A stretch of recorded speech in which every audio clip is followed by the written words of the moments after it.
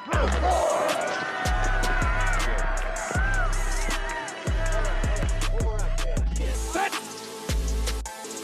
4, 3, 1.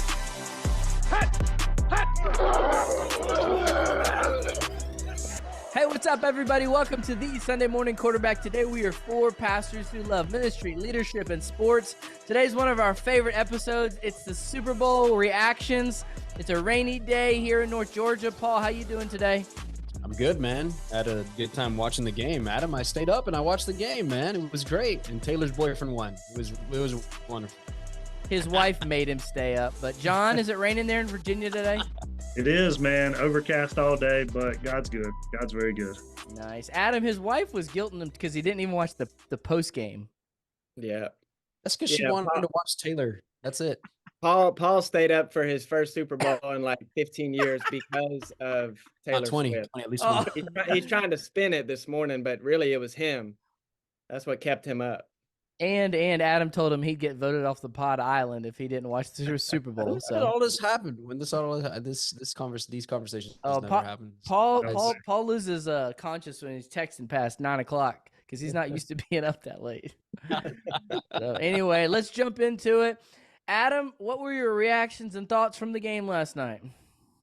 Well, my reaction is I love football. I mean, it was just, I thought last night's Super Bowl was everything that just a sports fan could want it to be. It was one of the rare years that I didn't have a rooting interest. I mean, on both sides, there's things, but I just thought it was an excellent game. And one that, that old cliche, someone has to lose. Mm-hmm. I thought both teams played great, really, on both sides of the ball.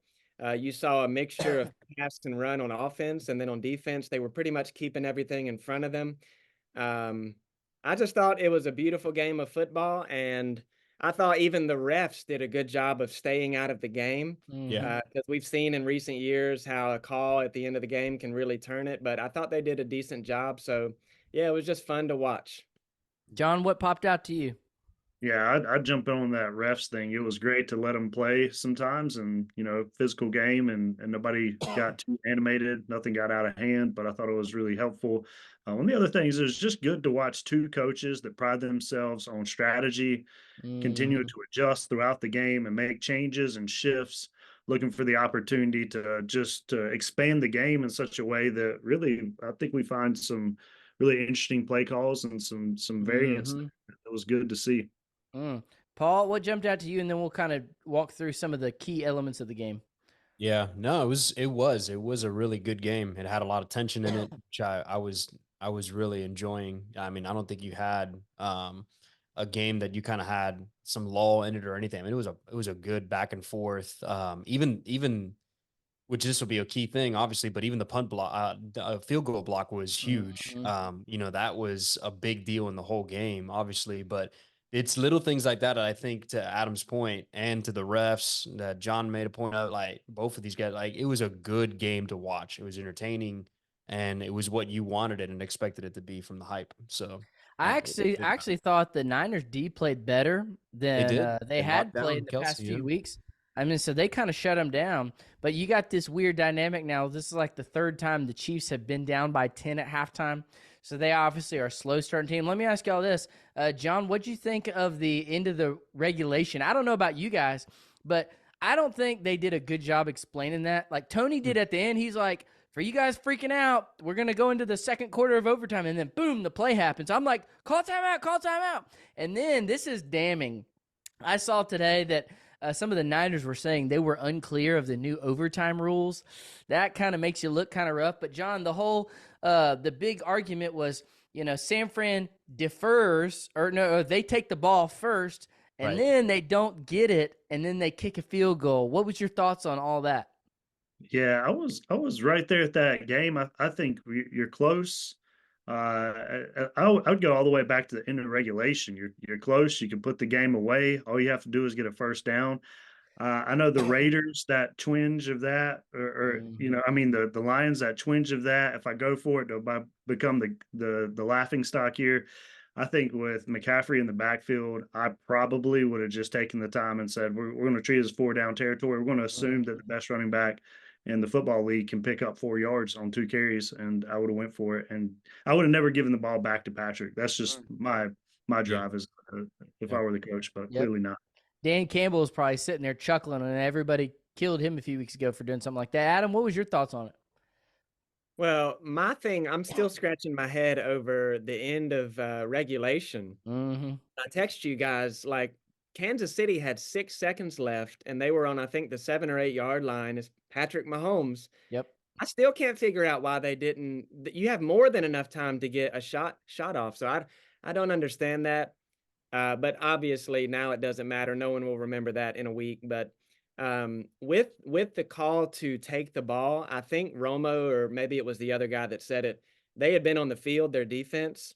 So I think they wanted that rest because you saw those players were wearing down. Man, yeah. I've never seen Christian McCaffrey breathing like he was at the end of the game. So I think that played into it. Yeah, there were a few dynamics. You're gonna hear me, but I want to read a picture to y'all real quick. You might not see my phone. Hold on, and it's on Kyle Shanahan. And here's what it says. Let's see if I can find it. It says, oh, where'd it go? Hold on. It's Kyle Shanahan. Oh, where's that? Where's that? Hold on. It's pretty. Can I find it? No, I can't find it. Basically, it's something like in the second half of the, sorry, this isn't good TV. In the second half of Super Bowl games, I'll be back in a second, Kyle Shanahan was outscored like 76 something to like 13 or something bad. Yeah. So I thought all in all, Kyle coached a good game. But man, he's going to start really feeling that pressure of 0-3. Can he not get over the hump? Here's another thought too. Everybody's been like, oh, draft a lower tiered or draft a quarterback, pay him nothing, build up all of the pieces around him. And Pat Mahomes basically said, you can do that even when I have a down year and no receivers, and it still doesn't matter. Still doesn't matter. So let's kind of shift gears real quick to Pat Mahomes. Paul, I'll throw it to you first. Do you think Pat Mahomes, now that he's got number 3 and he's in his late 20s, do you think he can catch Tom Brady at 7?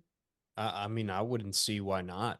I mean, he's got a long road to go. Obviously, he's getting there for sure. But I mean, back-to-back Super Bowls, and then, I mean, at least for this decade, he is the dominating quarterback, and has put up the numbers and has gotten the rings to boot. So, I mean, I think we're living in an era where we're getting a chance to be able to see what could potentially be a guy that's going to catch up to what is, the GOAT in football. So it'd be awesome. I would love to see that. I mean, this is a once in a generation kind of an individual that you find. And I think he showed a lot of what that kind of poise is to have his team go down all the way and all the way down the other side of the field and score and win the Super Bowl and be unfazed. Like, he was just going and going and going. I mean, it was awesome to watch. So I think with that mentality and what he's already accomplished, we're on the road to maybe seeing somebody catch up to Brady, which would be amazing, man. I saw a graphic that said he's in his MJ 93 year where he's the best in the world, but not the greatest of all time yet. I thought that was very reminiscent. Adam, what do you think as we enter in the Mahomes era? Yeah, I know others do it, and I just can't help but compare it to the Jordan-LeBron debate. I would be shocked if Mahomes doesn't get at least 2 more, but I don't think he needs to get 7 or even 6 in the minds of many to surpass Brady, because just keep in mind, there's a group of, 10 to 30-year-olds living right now. They don't really understand how long and how great Tom Brady was. But I think Mahomes is going to shatter so many of those other, like, passing yards, playoff records, those kinds of things, that he might just need to get 5. And because, he has all these stats, and obviously you can just look and see he does things Brady can't do. And really what he did last night showed that, because he has mastered, like Brady did, taking what the defense gives you in the most clutch of moments, but he can run the ball. And Tom Brady could never do that. And that's really, if you look at this playoff run, he closed out those games with his legs. So yeah. I think, sky's the limit for him. And I'm saying what everybody already knows, but yeah. What do you think, John? Especially on 4th downs, man. Like, everybody knew, like, they ain't no, And that was a sick play too, man. It was, man. Like the running back's not getting that ball. No. He's getting the ball. And he's running and getting a first down, which is awesome. Like, it was so cool to watch. That's that coach quarterback trust too. John, what do you think? I mean, there's no doubt gifting, ability, talent. I think the question for me is longevity. Right now, you know, as a young man playing good football, speed slows down eventually, body takes a beating. I think where Brady did a really good job of excelling is taking care of himself, both mentally and physically, and becoming that consummate professional, even when it wasn't necessarily fun all the time. It became a job.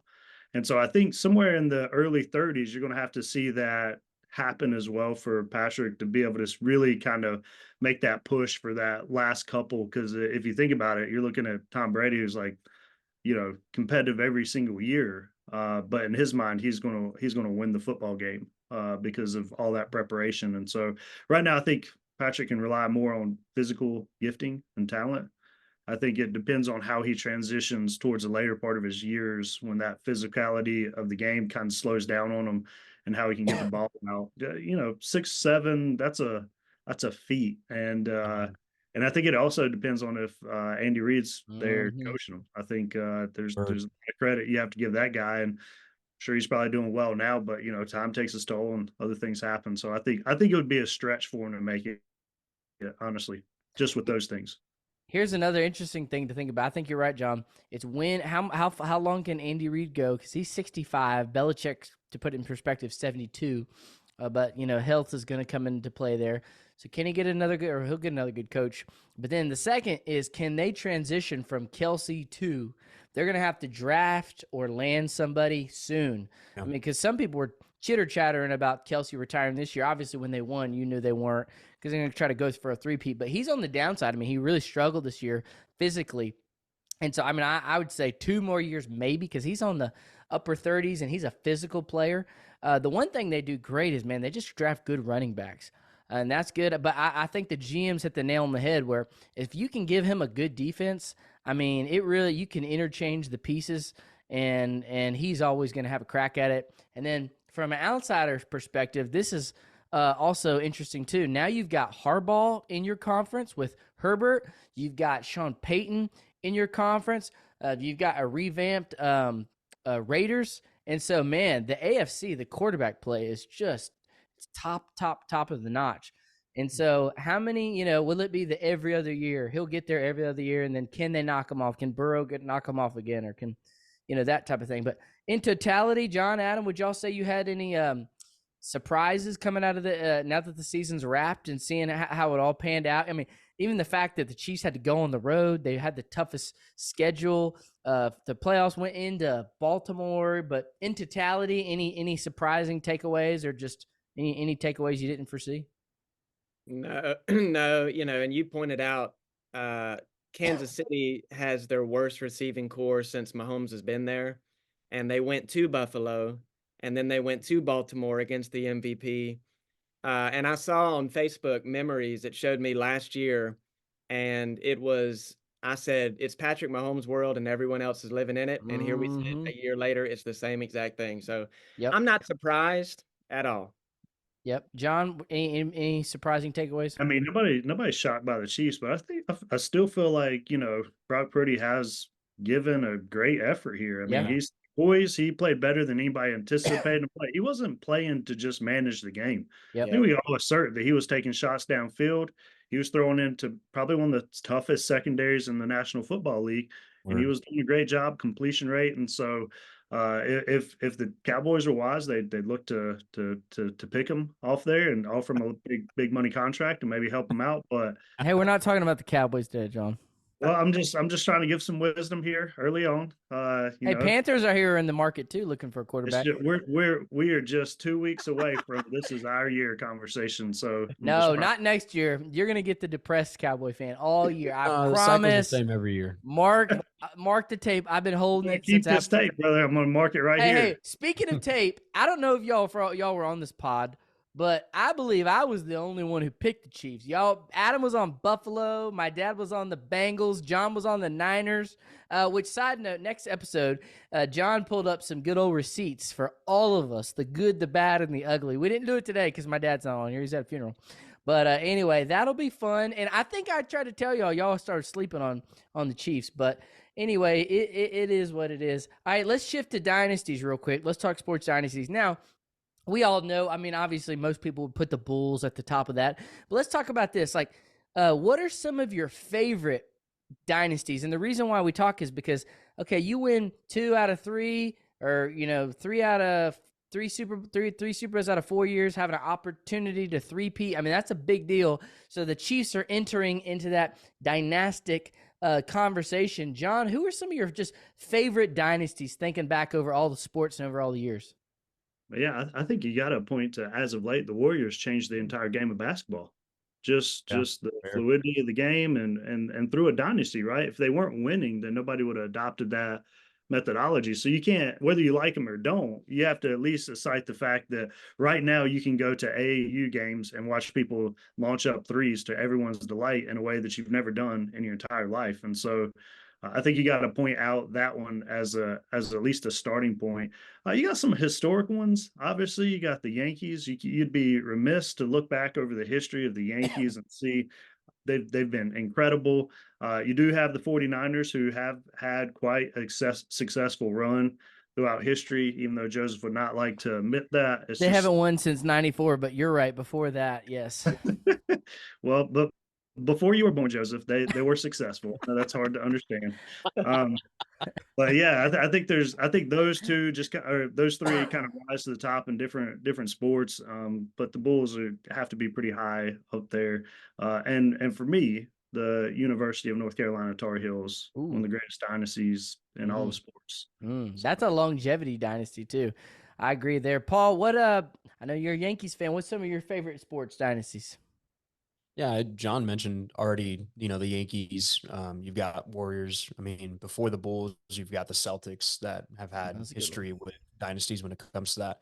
So, I mean, there are historical ones. The hard thing is like some of these that we've mentioned are before we were ever even paying attention to sports or anything.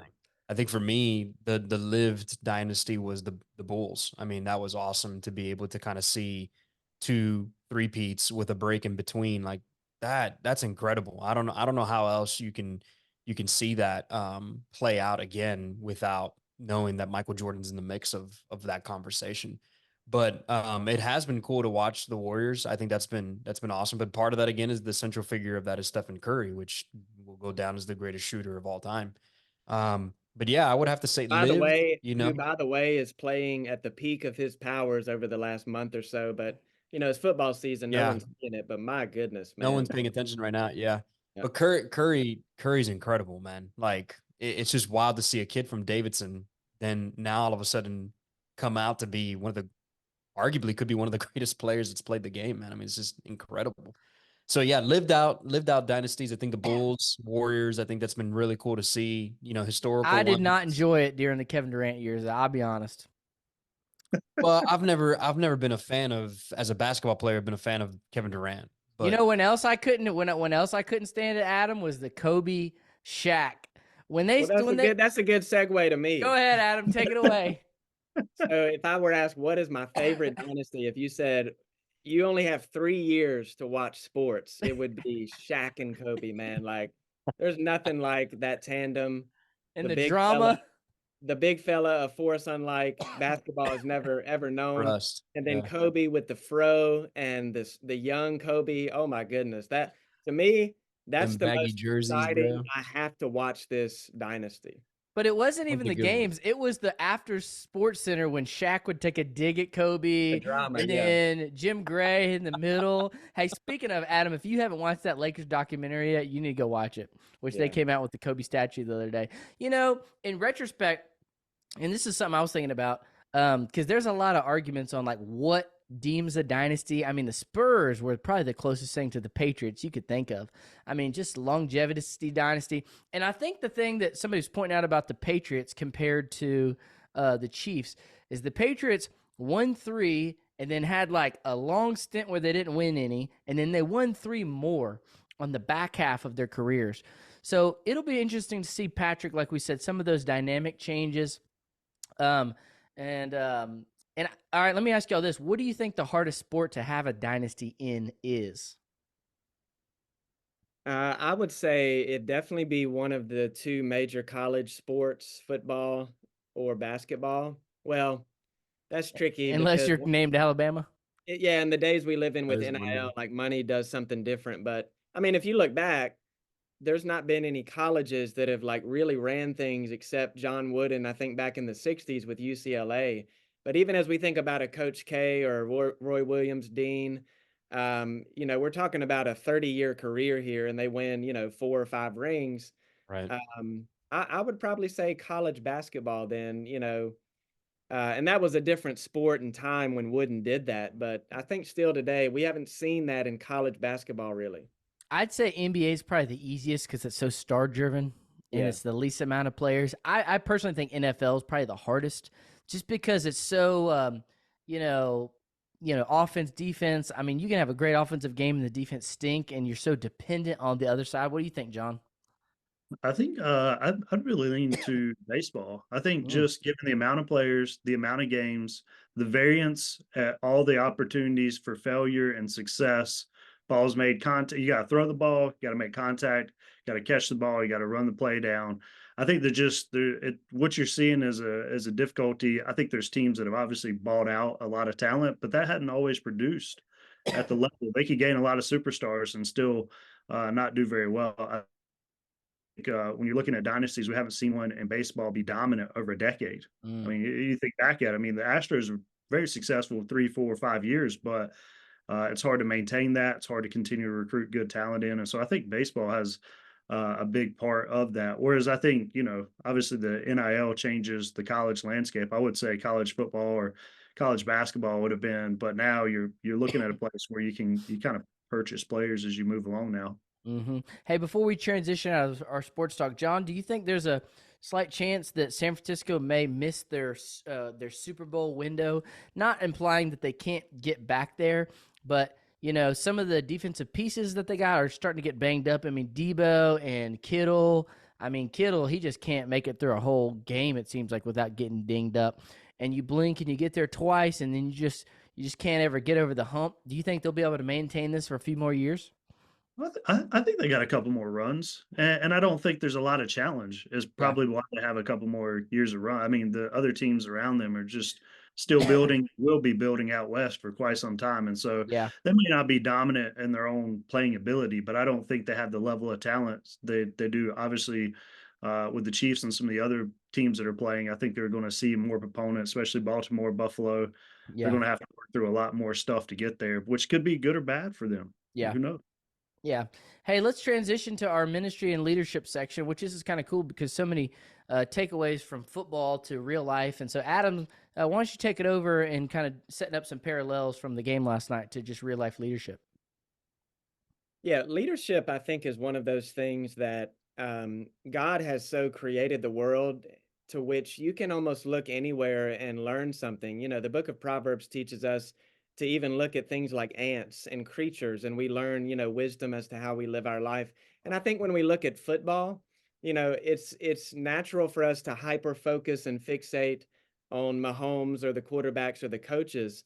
But I think one reason that most people like football is because it's the ultimate team game. You've got all these players, and even as a production, what we watched last night.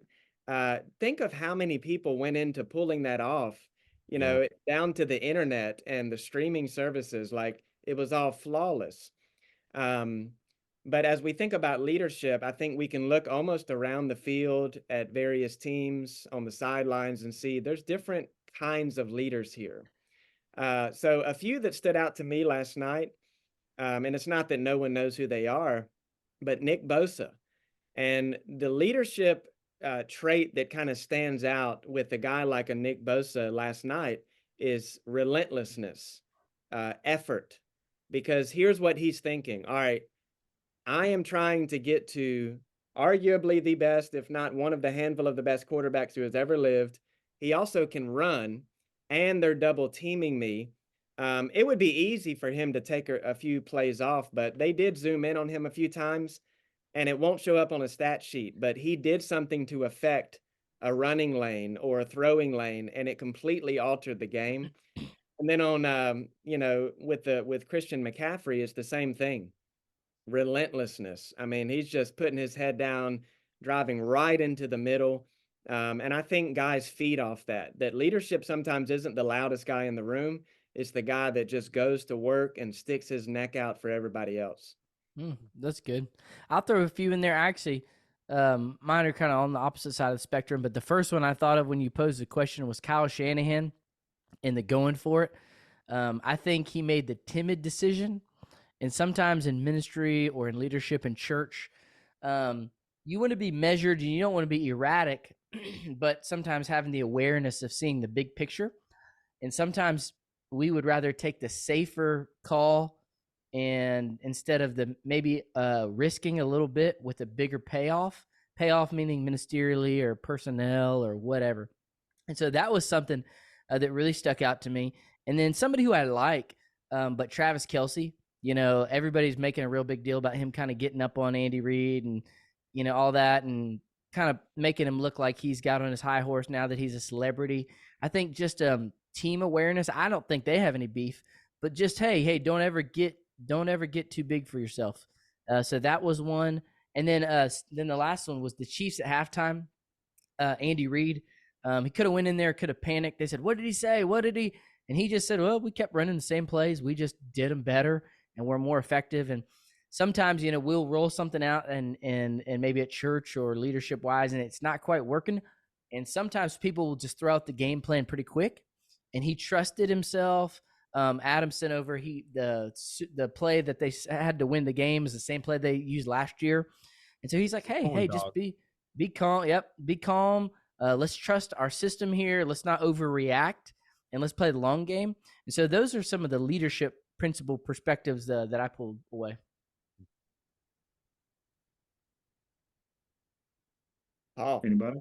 Oh, gotcha. I didn't know. I don't know who was going next or not. Sorry. Nice dead silence. Love it.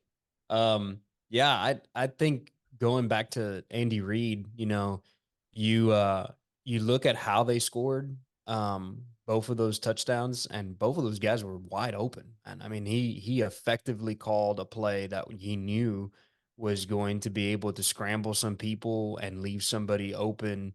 I mean, to have twice such a wide open individual in the end zone like that, knowing that the Super Bowl is on the line, like that's some pretty cool strategic planning from Andy Reid in order to be able to call a play to say, hey, this is what I think is going to be the most beneficial play for us to score. And I think, you take that leadership of an individual thinking to himself, it's not going to be Kelce, it's going to be somebody else. And the goal is we're going to be able to win, and the whole team's going to flourish because of running a play that's going to be effective enough for us to do that and accomplish that. And I think that's a good mindset to kind of have as shepherding people, is how are we doing things to be able to benefit the whole rather than just one singular individual, and be able to say how can we do things to cause the church to flourish, to continue to grow in its proper and right direction.